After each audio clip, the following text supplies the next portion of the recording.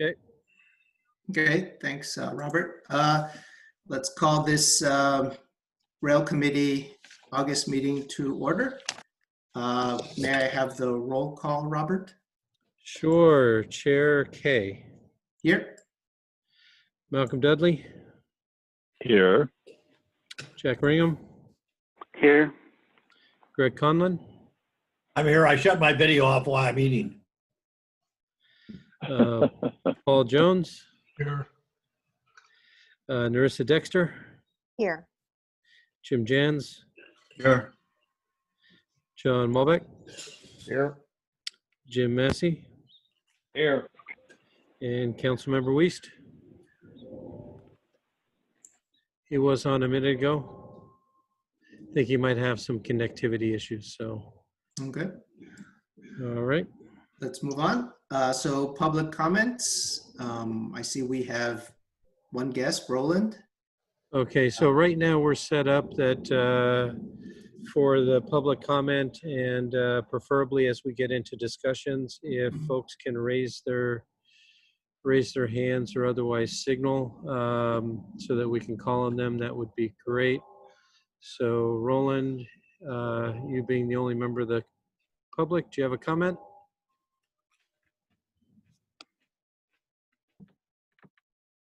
No comment, thank you. Okay. Let's move on to item number 3, minutes approval from the June meeting. Hopefully you've all had a chance to take a look at the minutes. Are there any amendments or changes? Hearing none, do I have a motion? So move. Second. Okay, so I heard the second was Malcolm Dudley. Who was the, who made the motion? Jim. Jim. Jim Massey? Okay, great. Yes. Okay, all in favor? Aye. Aye. Aye. All opposed?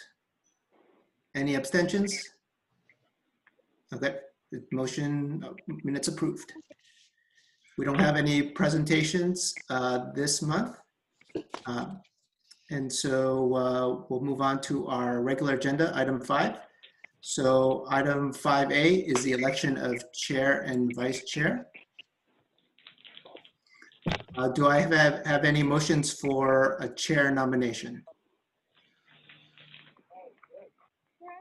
Don't everybody jump out. Oh, I see Paul has his hand raised. Yeah, I nominate Alex Kay. Thank you, Paul. Is there a second? Second. And who was that? I'm sorry. That was Jim. Okay. Are there any, like, do we vote on the motion or do I ask for other motions? Not really sure. I think you can take the Okay. vote. Okay. All in favor of selecting Alex for the chair? Aye. Aye. Aye. Any opposed? Hearing none, I crown myself chair. Thank you. Thank you for your support, everyone. Let me open up the nominations for vice chair. Are there any nominations? I nominate John. John Malbush? Yes. Second.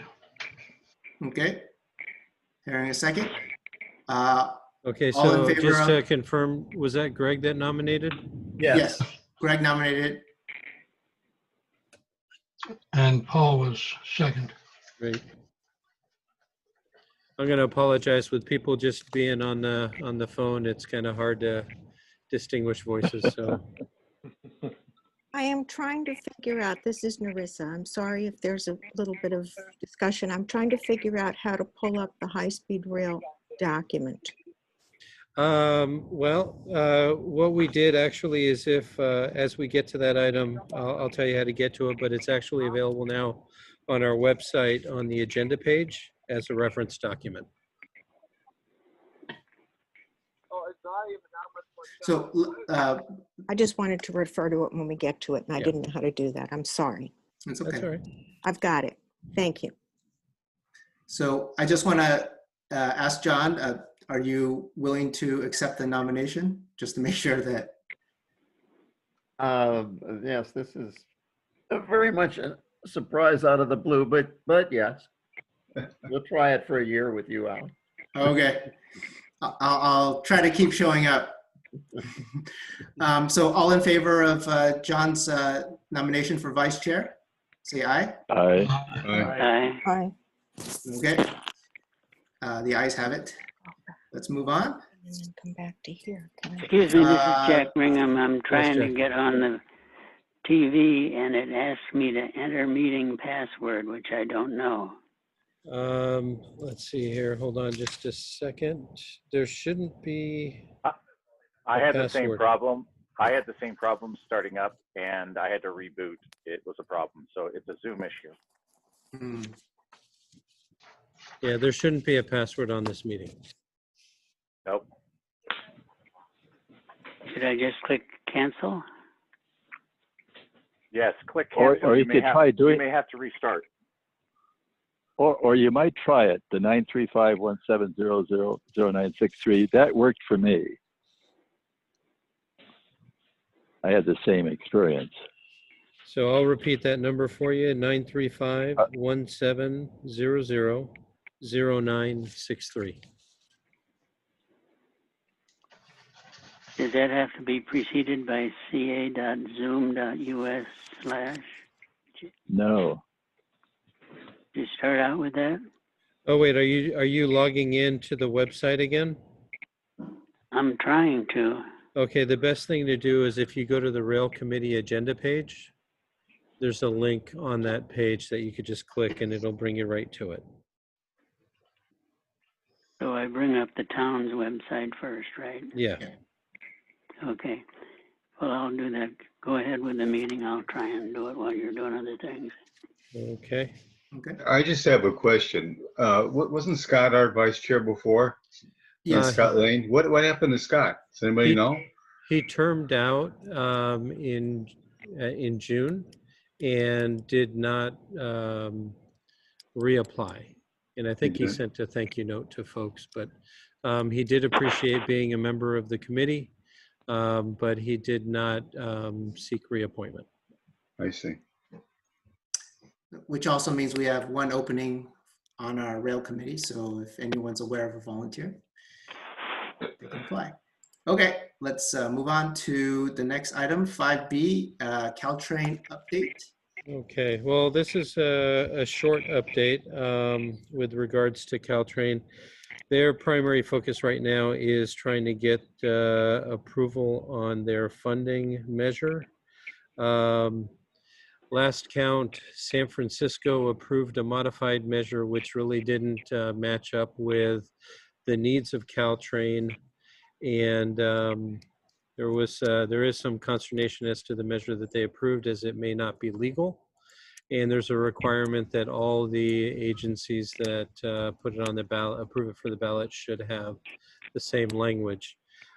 This week, I believe the measure also went to SFMTA for approval, and they did not approve the item on their agenda.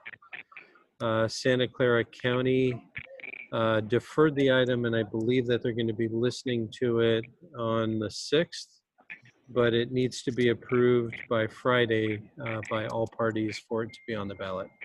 If I may provide some breaking news.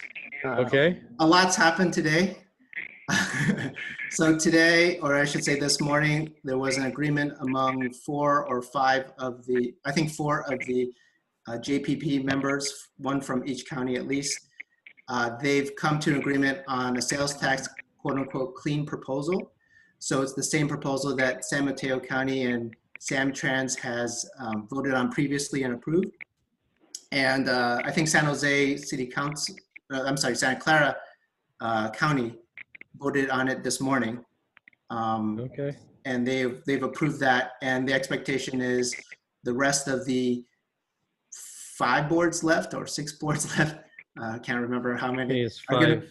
5. Yeah. They're going to vote it this week with San Francisco Board of Supervisors on Friday, saving it to the very end. And The part of the stipulation is that on Thursday, when Caltrain, their board meets, they will vote for the bill, vote for the sales tax proposal, plus, oh, I forgot to ask for public comment, but we'll get to Roland when we finish the report, then we can ask for public comment. There's a stipulation that there'll be another, I guess, statement or bill passed, I don't know what you would call it with the JPB, but it would allow for a discussion over governance and what needs to be resolved over that. So if I can quickly summarize that, let me see if I can find it. So they want to resolve things like having an independent counsel, independent auditor, separate from Samtrans. That is supposed to be hired by November 30th of this year.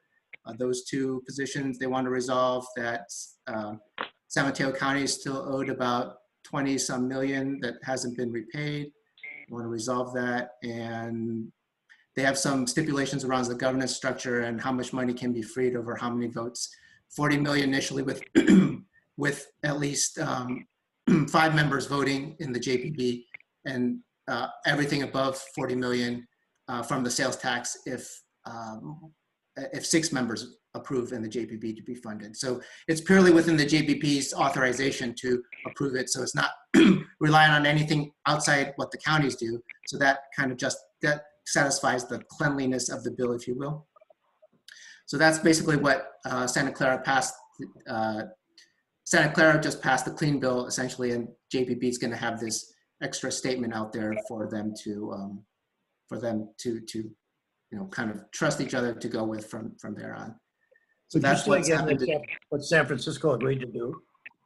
SFMTA is going to have another meeting, I think tomorrow, and then San Francisco Board of Supervisors is going to vote on it on Friday.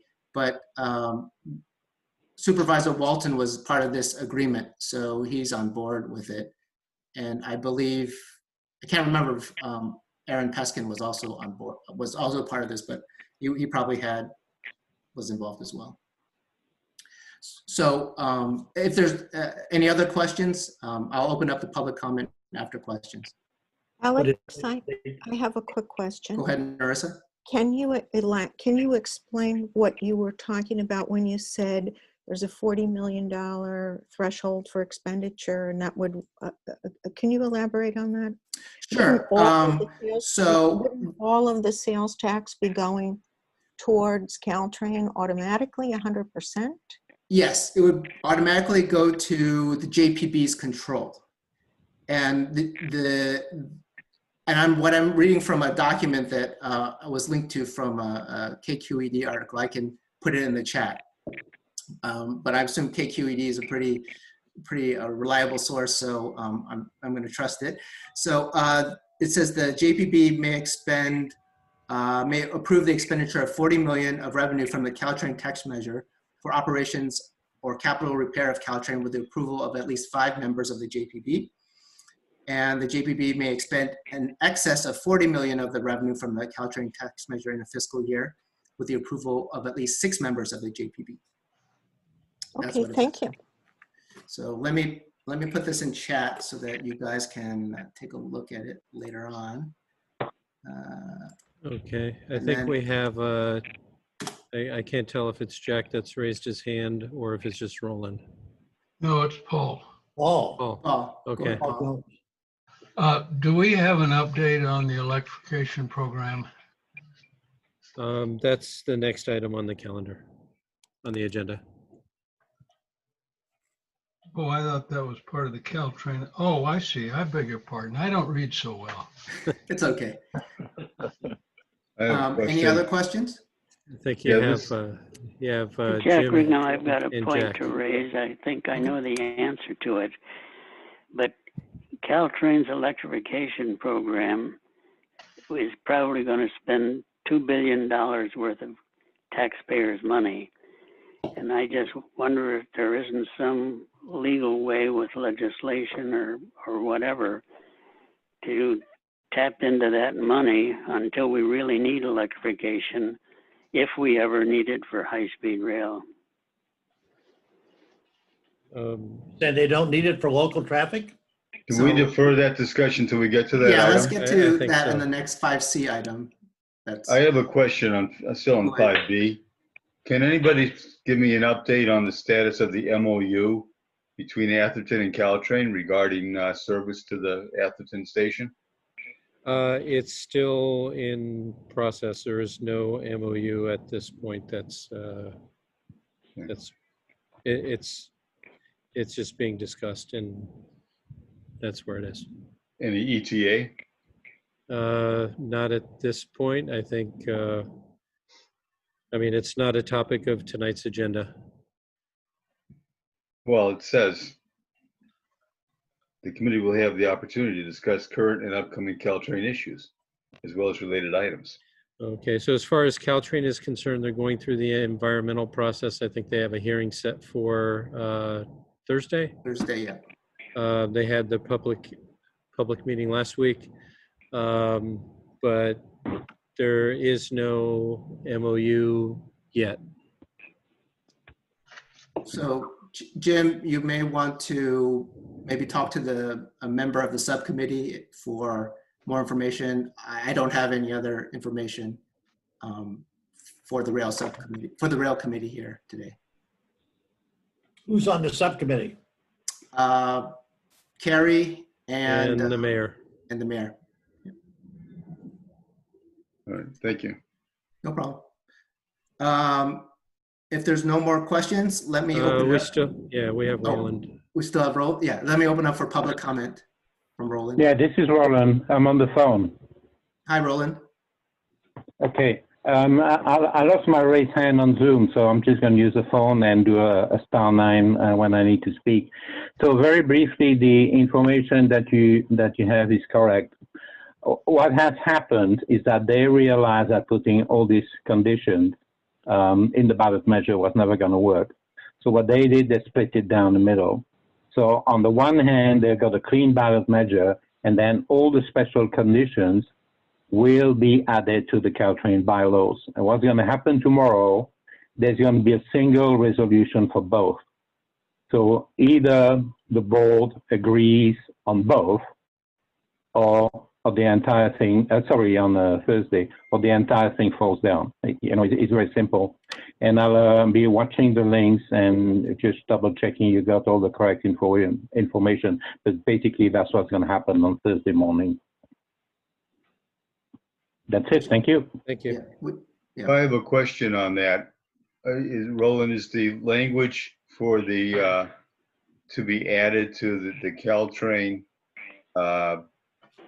was it policy or procedures or whatever, wherever they're going to add it? Has the language been drafted, or is it just in general form? No, it's being drafted and it's there right there in black and white. There's, I think, 7 conditions, A to F. But basically everything that San Francisco had put as conditions for putting the ballot measure, the measure on the ballot, it's in there plus. There is more. And that is going to be added to the bylaws.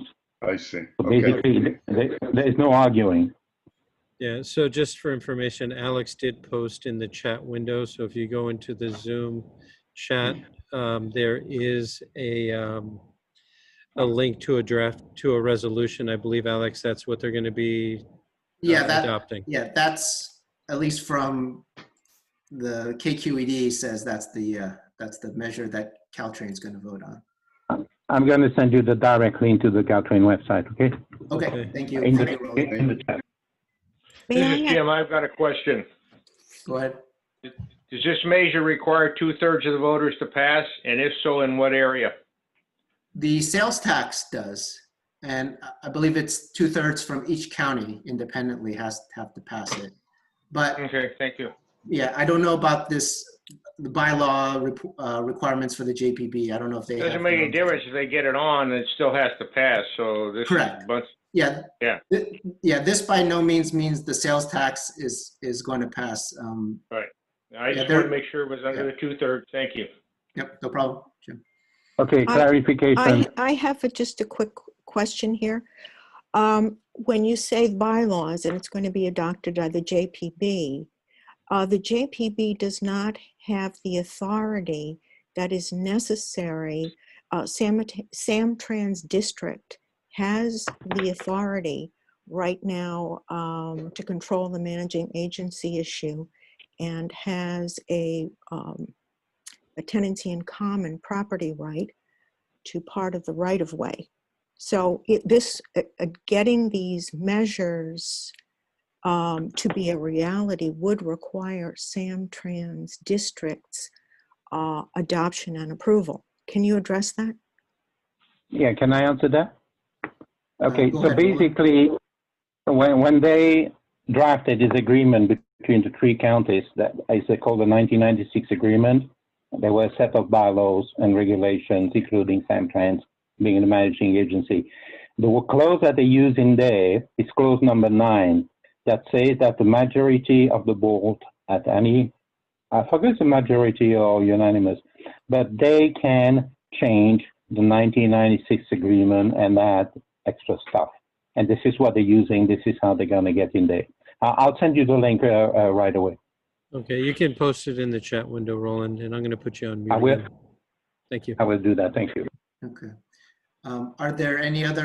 Is there any additional discussion on this item? Is there any change in the management? I think that's the whole argument that San Francisco and Santa Clara have, and that's what they will be addressing moving forward. So there's no change as of yet. But they are going to hire independent legal counsel and independent auditor separate from Samtrans. That's part of this this agreement that the JPP is going to pass. But this is Narissa. I would just like to add that I can say unequivocally, Samtrans district has the right in perpetuity, so long as it chooses to be the managing agency, and that their general manager will be the CEO of Caltrain. And so that is a right that they purchased in 2008. So the JPB just adopting certain issues would not solve that agency problem. Thank you. Okay, thank you, Narissa. Okay, so if there's no more discussion on 5B, let's move on to 5C, electrification. Okay, so I don't have too much of an update on this one. They are proceeding with construction up and down the corridor. There's not been any recent action since the work that was being done at the Watkins crossing most recently. But they are continuing to work up and down the corridor. Okay. What are they doing at Watkins? They were putting in some communication lines, getting ready for the new signal house that they will be putting in. For quad gates or what? For the electrified lines, they are upgrading the signal house, and as we had talked about at previous meetings, it will have the capability to be upgraded to manage quad gates. Good. Jack, you had a question? Paul has Paul had a question. Go ahead, let Jack go. Well, I will then. Has there been any new information on their constant warning time system? Nothing that they've passed along to us. Okay. Jack Ringham, I've got a question. Go ahead, Jack. Do we know the extent to which they've got enough funding for electrification, or how much of it? Well, they've awarded the contract with Balfour Beatty, so that work is going to be happening. I think that they got some money from HSR to help them out. But, you know, they are in they are having financial issues, but it's my understanding that the money that they got from the feds was enough to carry them through the end of the year, if I'm not mistaken. It might be they need this upcoming bill in Congress to pass for enough funding for the rest of the year. I don't think that's going to happen. Okay, we'll see. Are there any other questions before I open for public comment? Okay, any public comment, Roland? I see his hand raised. I'm going to unmute him now. Roland, you're unmuted. Thank you. So very briefly, if you look at the agenda for tomorrow on consent, item 5F, they're going to pay another $9.5 million to Balfour Beatty. And the reason they're being quiet about this is basically Balfour Beatty are in breach of contract. I will copy you on the letter I'm currently composing for them. It's very, in black and white, in the RFP, it says that any utility that crosses the line that carries less than 30 kV, so less than 30,000 volts, must be undergrounded. Balfour Beatty didn't. What they did is they basically raised all these poles with all the wires and everything to make sufficient clearance for the 25,000 volt overhead catenary. So they're in breach of contract now. They've been caught by the CPUC, and now what they're going to have to do is to put a net under each one of these wires to catch them before they hit the overhead catenary. Guess what? They're probably going to have to raise them further. So that basically has to stop. On constant wait time, I've basically pointed them to the solution 2 years ago, which is solution by Siemens. They're messing around. They're refusing to publish the FTA Program Management Oversight Committee report, which is PMOC, which will have everything in there in black and white. So basically, they're basically trying to put a cover on what's going on with electrification so that it doesn't impact what they're trying to do with the sales tax. Thank you. Okay. Thank you, Roland. Is there any other additional discussion for this item? If not, we'll move on to the prime time subject. The 5D, which is the high-speed rail draft EIR, EIS discussion. Okay. So I want to, first thing I want to say is I want to thank Robert, Paul, and John for all their hard work on it. That's a great job you guys have done. Thank you for putting that together, especially Robert, since I know you did a lot of the letter. Especially Robert. Yeah. Oh, it's a team effort. I mean, I appreciate those that have been able to wade through the document and provide comments. It is not a, it's not a light read. And so, and again, like Alex, I'm going to say thank you to the subcommittee for your help in discussing what the real key issues are and in helping to start draft that letter. And so you have before you, I sent via email, but you also have it on the town's website with the agenda, the draft comment letter for review and discussion by the committee today. Hopefully you've all had a chance to start reading through it. It is, what, about 9 pages long at this point. But just to highlight a few sections that we are commenting on, the primary areas of concern are transportation, safety and security, which really is impacted by the transportation impacts, noise and vibration, park recreation, open space, and air quality and greenhouse gases. And so with that, I'm not going to go through the entire letter, but those are the key areas of concern that we've received comment on and we've been able to craft some language around. In terms of process moving forward, the comment period is scheduled to close August 24th, but we have heard, we've heard that HSR is going to be extending it to early September. September 9th is what I heard, Robert. Yeah, so I heard that as well. I've asked them for something to kind of validate that. They just kind of mentioned it in a meeting that they had for us, for all city staff to ask some questions. But when I looked at the website yesterday, it still had it at the 24th. So we're anticipating that it'll be extended to the 9th. If that is the case, there is a chance that it might go before the council to approve, but if not, it'll just go through, it'll be processed through our city manager. So we will be sending the comment letter from the town. I've had an official correspondence from High Speed Rail that lists September 9th. Excellent. Are there any questions? Well, I have a suggestion. Go ahead. You've got your 6 subtitles, Robert. The 6 subtitles. You know, transportation safety, the ones that you just went through. Yeah, so that there's 5, yes? You know, I think you should highlight them more in the text because I never realized that I was changing subjects when I read it.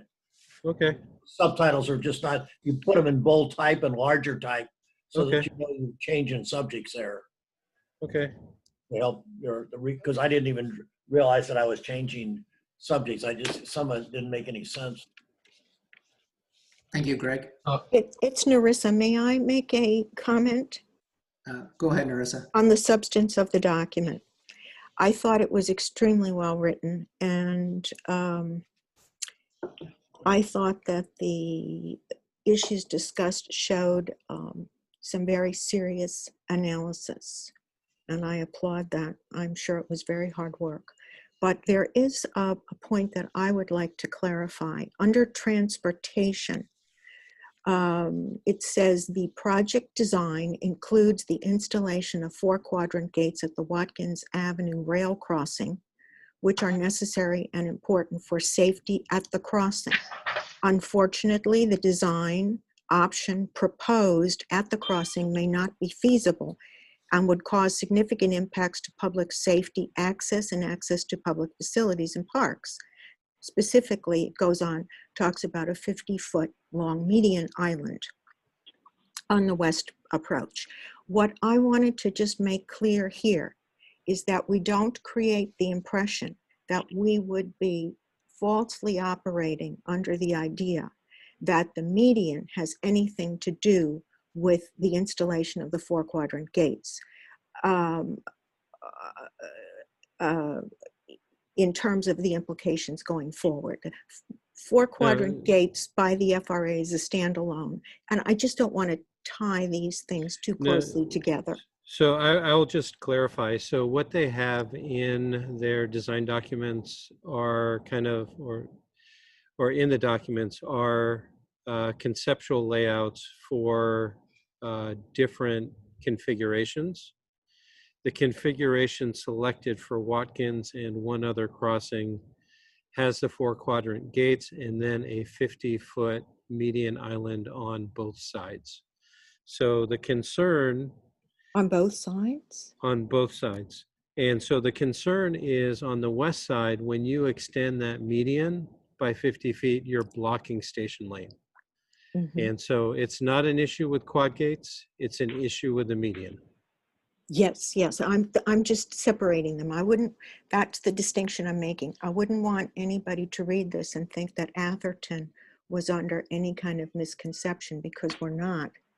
That quad gates are separate and distinct from this median idea. Well, it's an idea.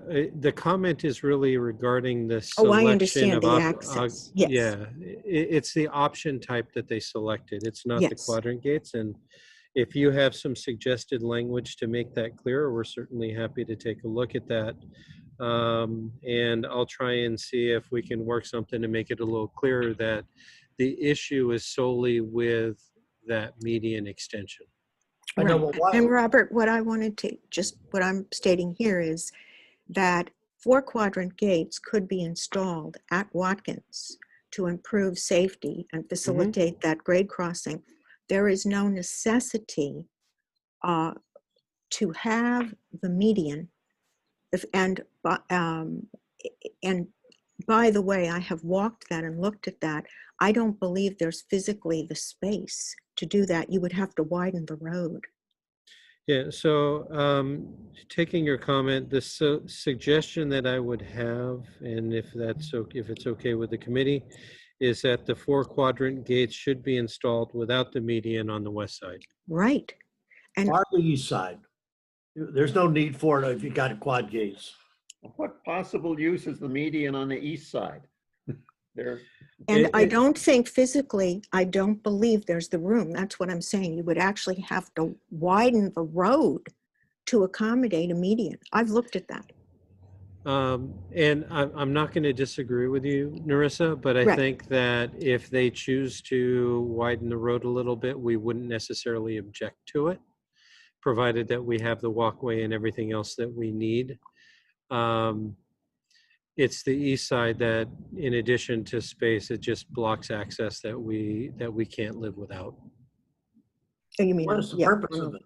West side. The purpose is The to west prevent side, you people. mean. It's an additional measure to prevent people from crossing over to the other side. Well, we got 4 gates if we've already stopped that possibility. Is this just double safety or what? That makes no sense. Yeah. That's what I'm, There's a That's lot of precisely. things in the document that don't. I There's would- a lot I of would things in there that characterize don't make a lot of sense. I'd characterize it as a needless expense of money and discourage them from putting them in on both sides or either side. Okay, I think Robert has the comment. Are there any other questions? Go ahead, Paul. I have a question for Carrie. Has the town requested Caltrans to install a signal at the Watkins El Camino intersection? I'm going to say, from what I recall, it's not a Caltrans issue. It's Caltrain, I guess, had that listed as a mitigation measure for the electrification project. We haven't seen anything about it moving forward, and at this point, I don't know that the town is ready for putting that in.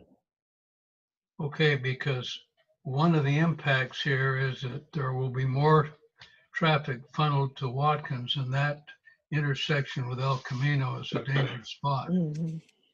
Yeah, I think if I recall, I did put in a comment, this is something for feedback, and it's obviously going to go up through the chain, that the Watkins Avenue approach to El Camino should be widened to provide, I'm going to say, to provide a dedicated right turn lane, which should help free up some of the traffic, at least coming out of Watkins there.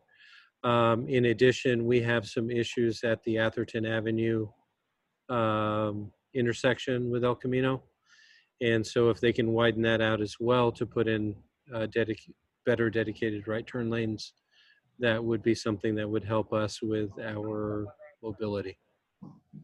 Well, has the transportation committee ever looked at putting a signal light there at the El Camino?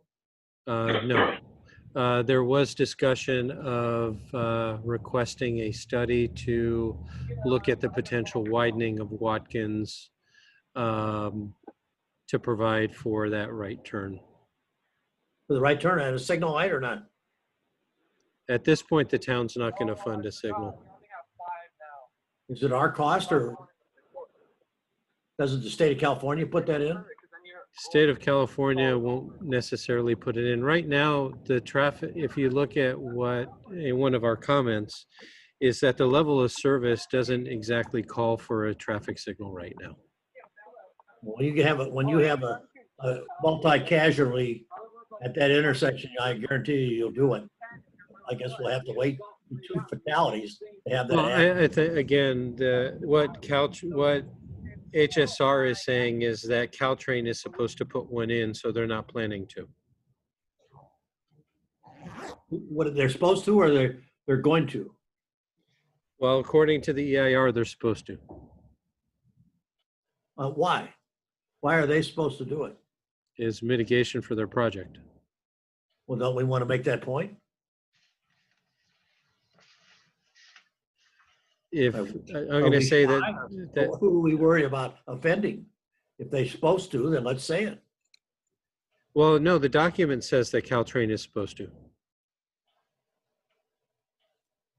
They've already said it, Greg. They've already said it. Yeah. Well, Okay. all right. I don't know why So- we're so shy to, because I think it's something be very good to have somebody else do it for us. So, John, you had a question? Oh, not so much a question. I was just, number one, I would just compliment Robert for taking the draft that we gave him and making it much better by including a whole bunch of very specific items that Yeah. we had kind of referred to in general terms. I liked how it turned out as well. The suggestion that I would have strictly to the write-up is I think the summary needs to be improved by being expanded. The summary really deals only with the question of ridership and uncertainties in that as it affects vehicle miles traveled and so on. But there were a number of other things said about noise mitigation and safety that I think should be at least referenced in the summary. Okay, we can be a little more illustrative on that. It is basically on the last sentence there that they should fully mitigate the impacts to traffic, safety, noise in public spaces, but we can expand on that a bit. I think it would tie it together well. Okay. Although I don't really have any. I'd like to open up. Oh, is there anyone else with a question? Well, I just have a comment. At certain points throughout the document, Fair Oaks Lane is referred to incorrectly as Fair Oaks Avenue. Okay. And Apologies. that's just a small thing, but at other places in the document, there's the correct nomenclature. So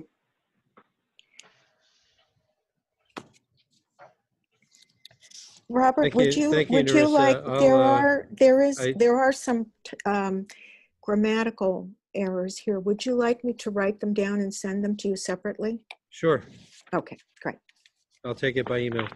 Okay, great. I Thank believe you. if you have a Word version of the doc, you can just, do a track change or something, and I'll Okay, be able to discern what those are.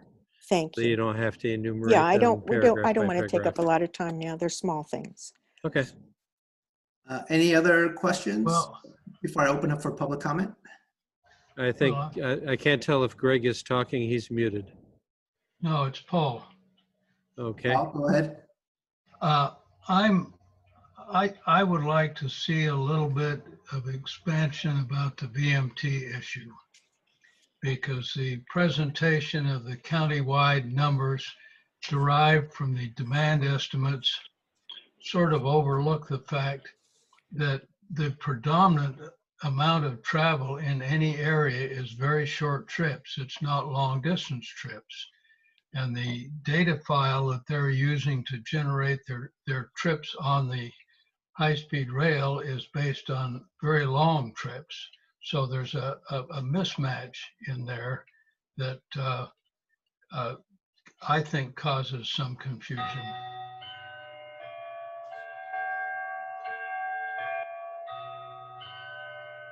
Okay. When they talk about using a reduction in vehicle miles traveled to negate the need to mitigate, are they talking about vehicle miles traveled just in the region where the problem is? Or I thought they were talking about vehicle miles traveled across the whole state.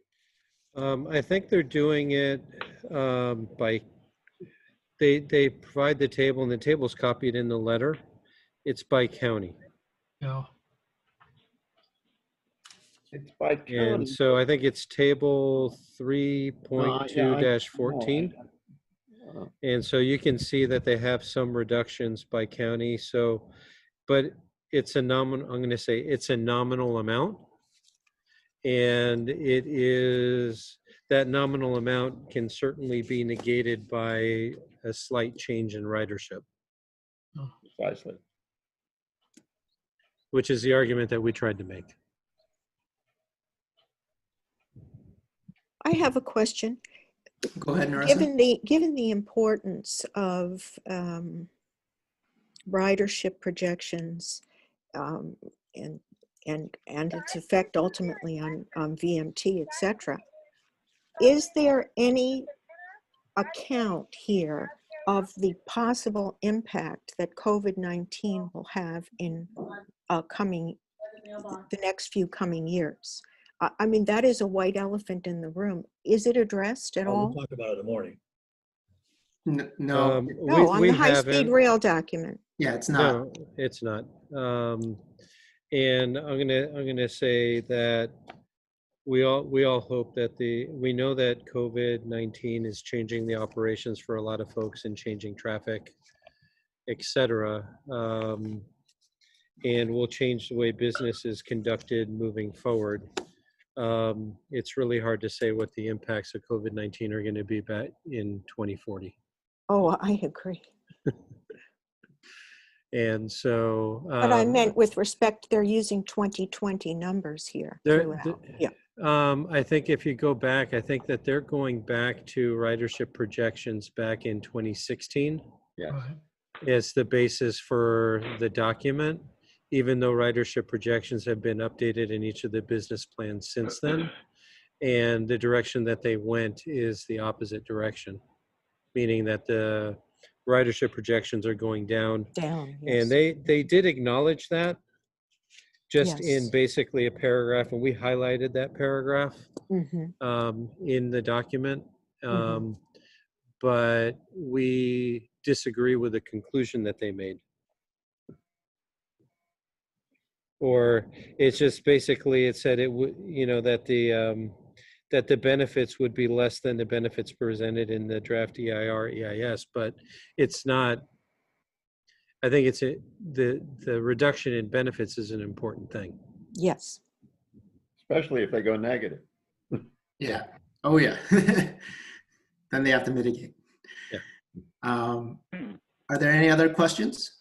Jacqueline, just to expand on the COVID issue, I think there is a consensus that no matter how long this COVID lasts, when it's over, there's going to continue to be more working from home than there has been before it.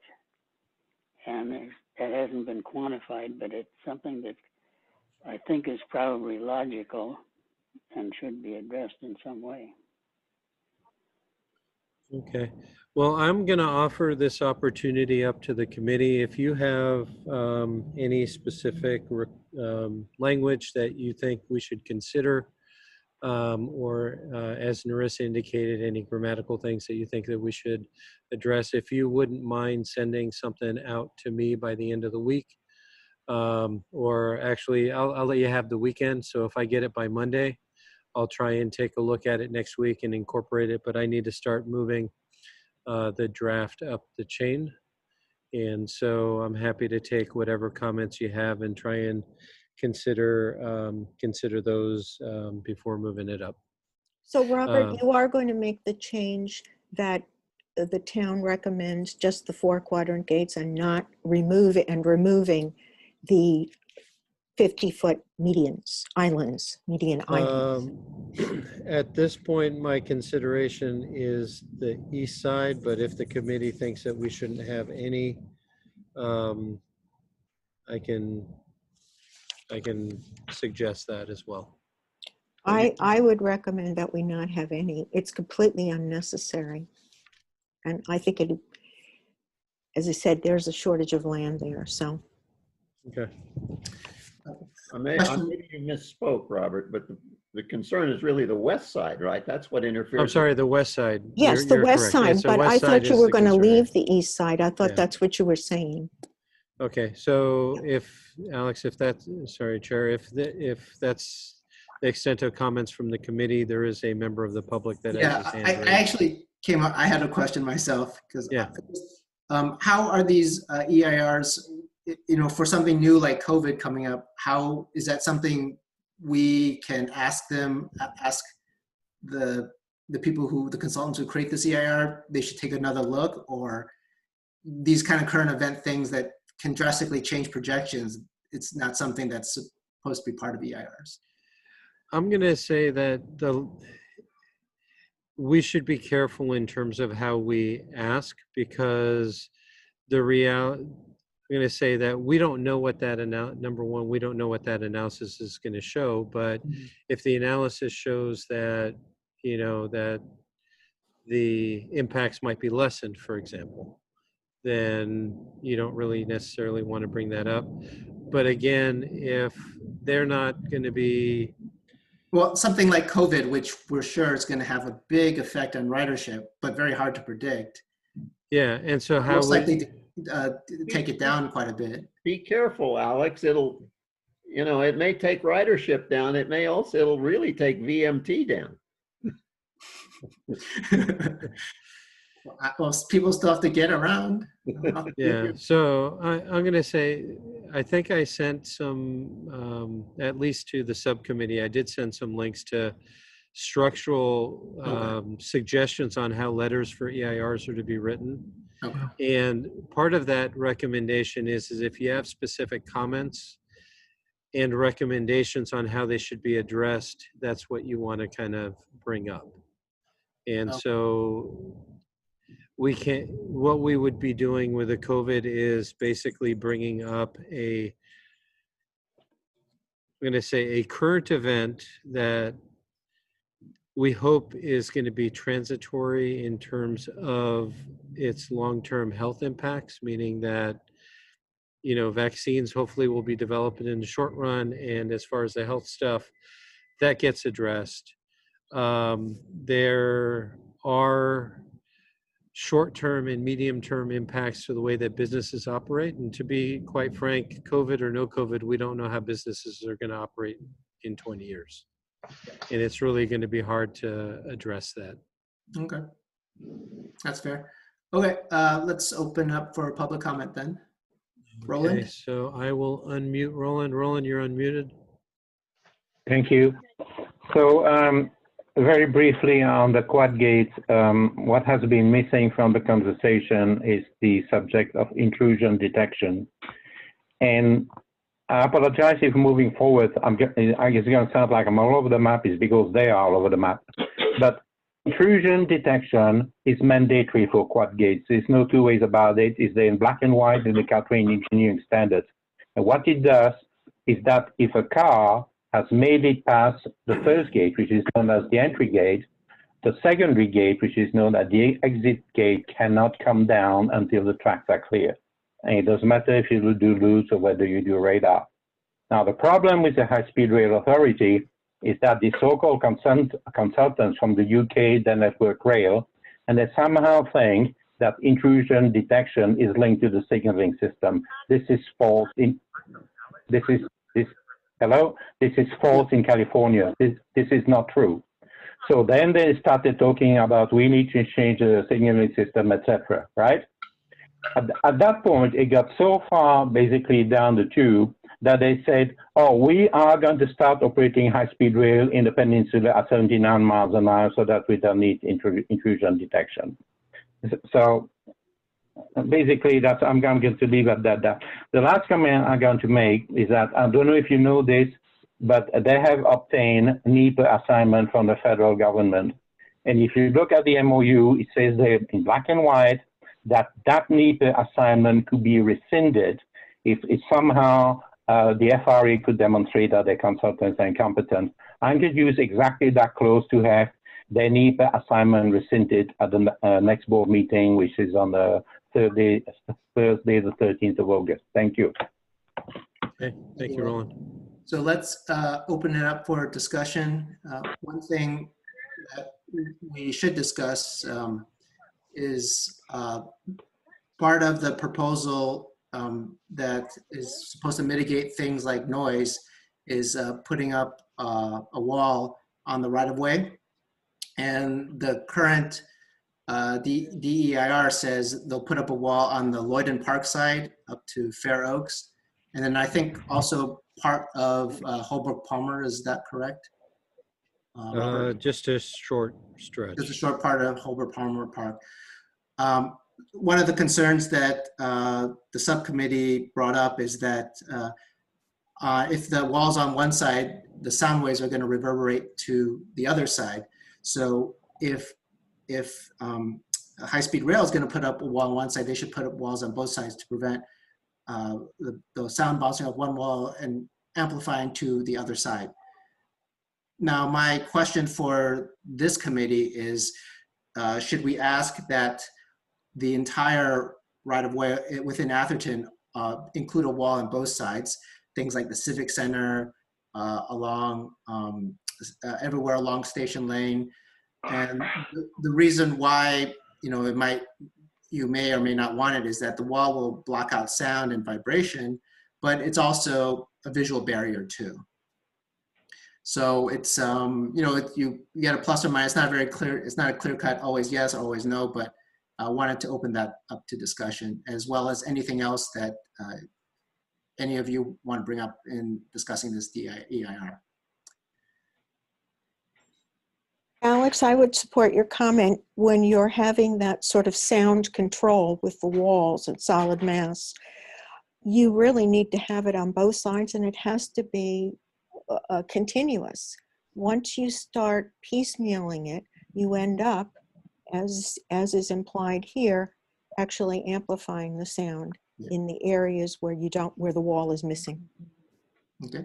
Yeah, I agree also, as well with you, Marissa. Having a continuous wall all the way through Atherton on both sides is my preferred solution. Mm-hmm. Well, this is suggested by Robert's draft. It Yes. doesn't come out and say it in so many words, but it's certainly, the suggestion is certainly there. I'm going to say that I put, maybe I could put it in words. I did put the station numbers based on the plans, but I can add the words through the length, for the length of Atherton. The other comment that Alex made about the visual impacts, I did put a comment that the visual impacts of the noise barriers should be mitigated. And so the desire would be to have some kind of screening for those areas that are visible from the public right-of-way. There are good stretches of the town where the walls would be coincident with rear yard fencing. And so you have that in Lloyden Park, you have that across the tracks from Lloyden Park and across the tracks from the town center, where it's basically, you have the backyard fences now. How that's screened on the private side, whether that's by retaining the existing wood fencing that folks has, that's something I don't know, but for areas that are visible from the public right-of-way, we certainly would like to have that screened to reduce the impact of the wall. I also want to note, as part of that, the letter, Robert, you also put in adding the double pane, I think, for those that are that will still be affected by the higher noise that comes from HSA. Yeah, and I'm going to say that's a suggestion for, the comments that we have, though affect us, they are applicable elsewhere as well. The idea, just to let you know where I got the idea on the windows, is basically when airports expand, et cetera, they're required to mitigate noise from their routes. And they do that typically by having they've done that in the past by having window replacement programs. Yes, I thought that was an excellent suggestion. Yeah, I thought it was good too.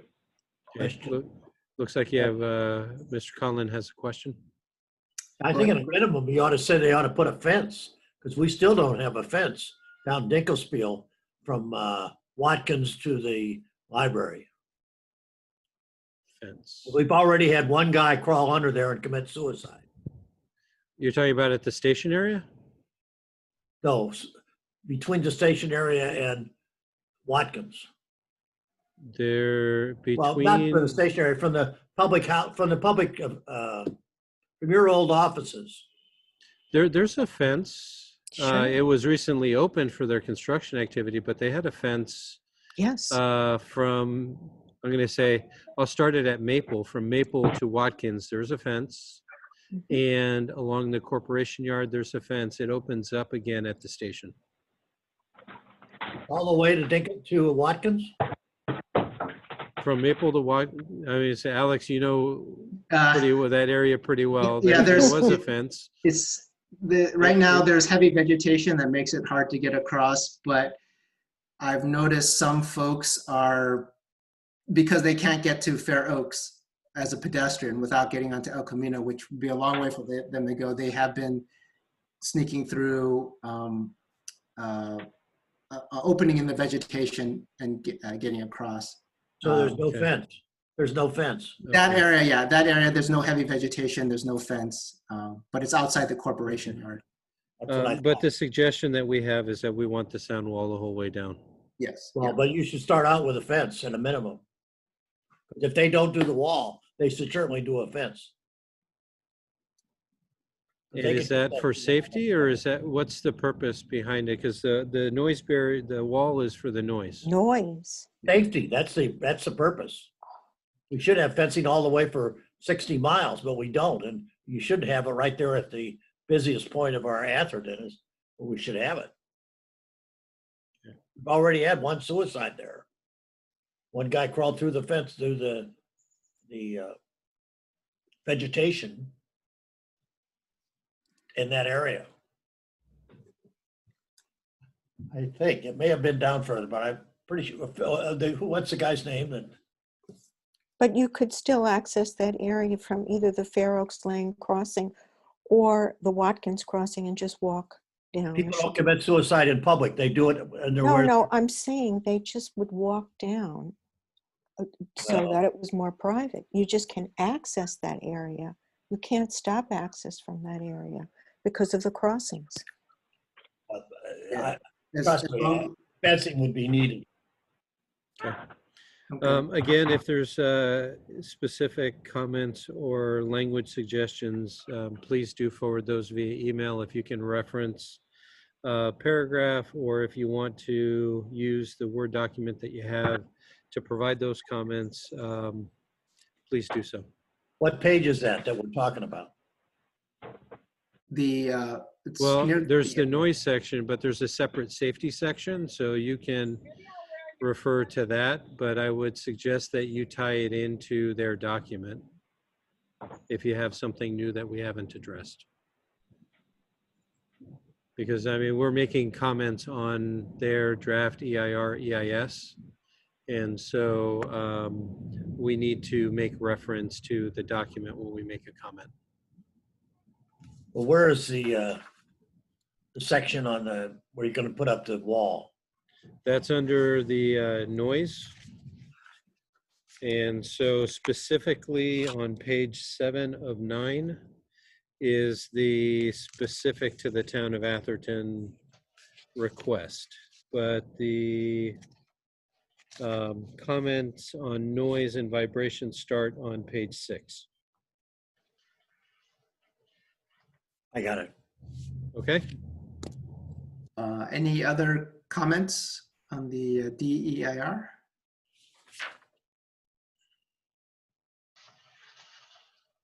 Okay, before we close this comment, I do want to thank the committee and the subcommittee that worked on the document and in spending the time to review. It's not a light read, and I appreciate the effort sincerely for those that have taken the time to do so.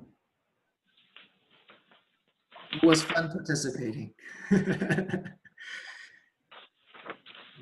Okay, let's move on to item 6. Are there any committee or staff member comments this month?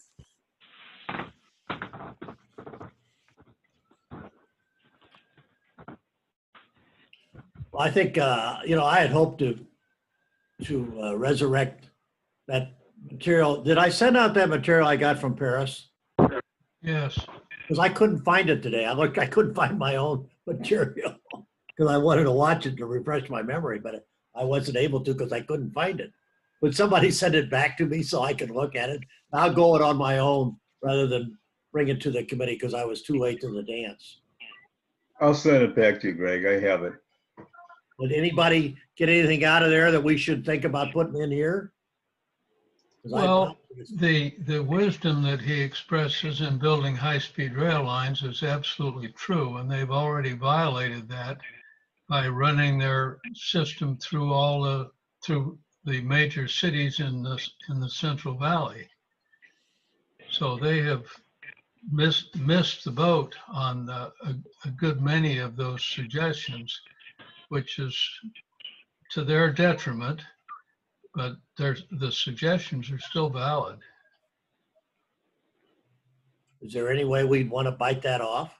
No, because it would be raising new subjects with the high-speed rail, and it would not be part of the environmental work. Right. Okay. Okay. If I do something crazy, I'll do it alone. Any other comments? If not, let's move on to item 7. Roland, did you have any final public comment? I don't see your hand raised, so looks like probably not. Future agenda items. Robert, do you want to say what anything you have on coming up in October?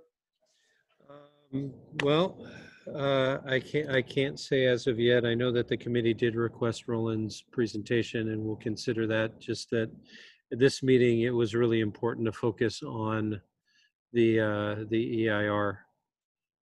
Yeah. I would suggest in the following meeting that if that tax is not passed in November, what is Caltrain's going to do?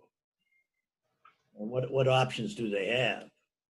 We can schedule that for our December meeting. Yes. Yeah, we'll know by then. Well, we'll see if all the absentee ballots come in, if they get counted in time. Well, hopefully we'll know by then. It might be a close election, but yeah. So we can bring back that in December. It'll probably be part of our usual. We always have an item for Caltrain update anyway. So the Caltrain's kind of always on the agenda. Does anybody have any opinion as to if it doesn't pass, what will happen? I think that's something that Caltrain is spending a lot of time thinking about. But that's not we can only deal with what they send us in terms of information. So we will see. Hopefully they get what they need to keep operating, and we'll take it as it comes.